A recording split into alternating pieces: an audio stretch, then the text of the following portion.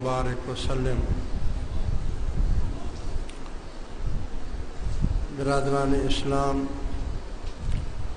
عزیزان ملت، عزیز دوستوں، بزرگوں اور بھائیوں،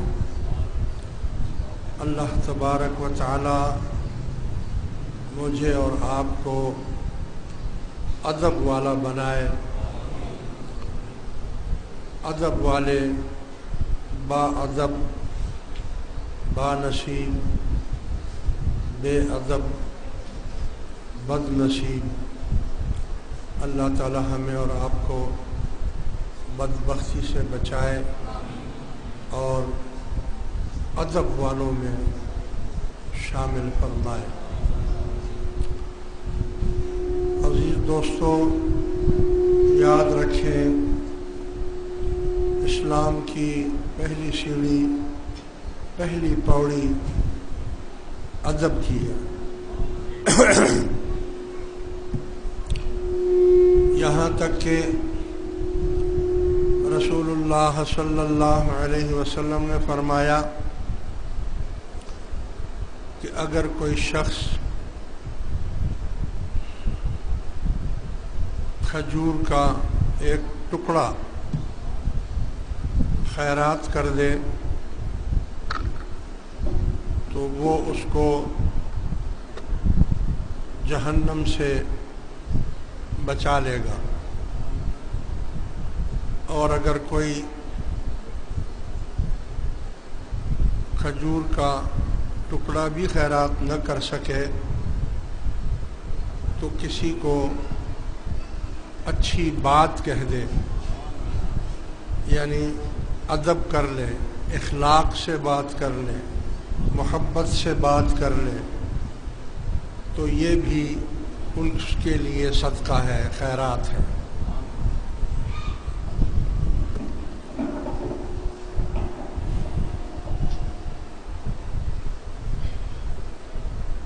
پہلی سیڑھی جو اسلام کی ہے وہ ادب والوں کو ملتی ہے، اور جو ادب والے لوگ ہوتے ہیں اللہ تبارک و تعالی ان کے درجات کو بلند فرماتا ہے۔ اللہ تبارک و تعالی نے جب انسان کو پیدا کیا، یعنی آدم علیہ السلام کو پیدا کیا اور ان کا جسم بنایا،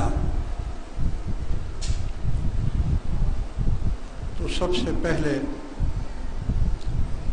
اللہ تبارک و تعالی نے آدم علیہ السلام کے ماتھے میں نور محمدی صلی اللہ علیہ وسلم کو لا کر ان کے ماتھے میں رکھ دیا،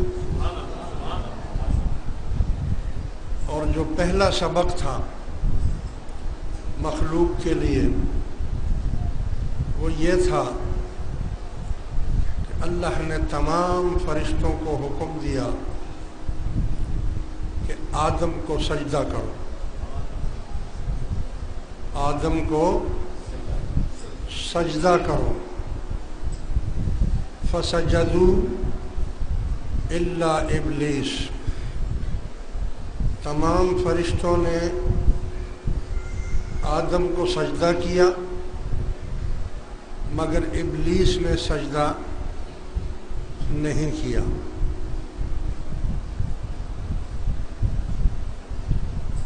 اس کو اللہ نے گمراہ کر دیا، وہ بے ادبوں میں شامل ہو گیا۔ تمام فرشتے اور ملائک ادب والے ہو گئے، اور تمام فرشتوں نے بلا کسی حجت کے فوراً آدم علیہ السلام کو سجدہ کیا۔ دراصل یہ سجدہ عبادت نہیں تھا. ابلیس نے کہا کہ یہ میں سجدہ اس کو نہیں کروں گا، میں تیرے سوا کسی اور کو سجدہ نہیں کروں گا. لیکن اس بدبخت کو یہ معلوم نہیں تھا کہ یہ جو سجدہ فرشتوں سے کرایا جا رہا ہے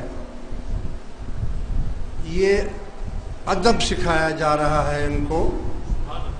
پہلی سیڑھی، پہلی پوڑی ان کو بتائی جا رہی ہے کہ نور محمدی کو سجدہ کرو. یہ سجدہ آدم کو نہیں تھا بلکہ اس نور محمدی کو تھا جو آدم کی پیشانی میں رکھا گیا تھا. تو یہ سجدہ تعظیم تھا جو سب سے پہلا سبق اللہ نے اپنے بندوں کو دیا اور دکھا بھی دیا کہ ادب کرنے والوں کا کیا حال ہوا اور بے ادب ابلیس کا کیا حال ہوا. وہ قیامت تک کے لیے لعنتی ہو گیا کیونکہ اس نے حضور کے نور کا ادب نہیں کیا. میرے عزیز دوستو،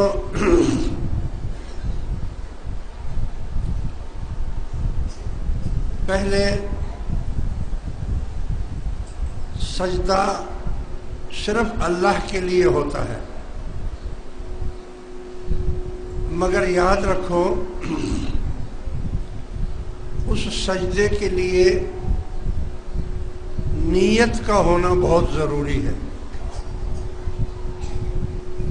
سب سے پہلی چیز نیت ہے آپ کی کہ آپ کون سی نیت سے سجدہ کر رہے ہیں. اگر آپ عبادت کی نیت سے سجدہ کر رہے ہیں یعنی نماز پڑھ رہے ہیں تو یہ سجدہ صرف اللہ کی طرف ہوگا. اور اگر آپ کا سر ویسے ہی کسی مقصد سے جھک جاتا ہے، کسی بڑے یا بزرگ ہستی کے سامنے آپ سر ایسے تھوڑا سا جھکا دیتے ہیں، اس میں آپ کی نیت کا دخل ہے کہ کیا آپ یہ اس کی عبادت کر رہے ہیں یا اس کا ادب کر رہے ہیں. تو اگر آپ ادب کر رہے ہیں تو یہ کوئی شرک نہیں اور نہ ہی یہ سجدہ ہوگا.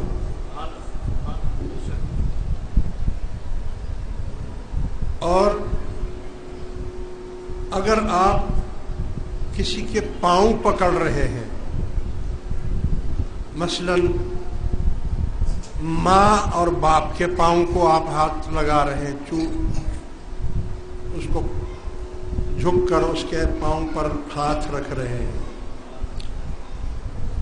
تو اس میں بھی آپ کی نیت کا دخل ہے کہ کیا آپ اپنے اس ماں باپ یا مرشد یا پیر یا بزرگ کو کیا آپ سجدہ کر رہے ہیں، عبادت کر رہے ہیں یا ادب کر رہے ہیں.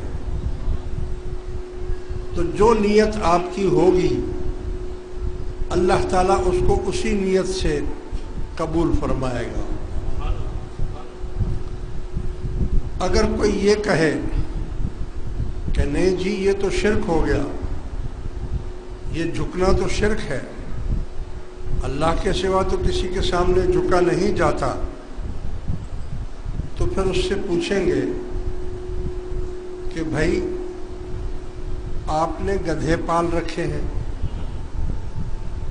گدھے بھی آپ نے پالے ہوئے ہیں، اور گدھا جو ہوتا ہے اس کو رسی گلے میں نہیں ڈالی جاتی،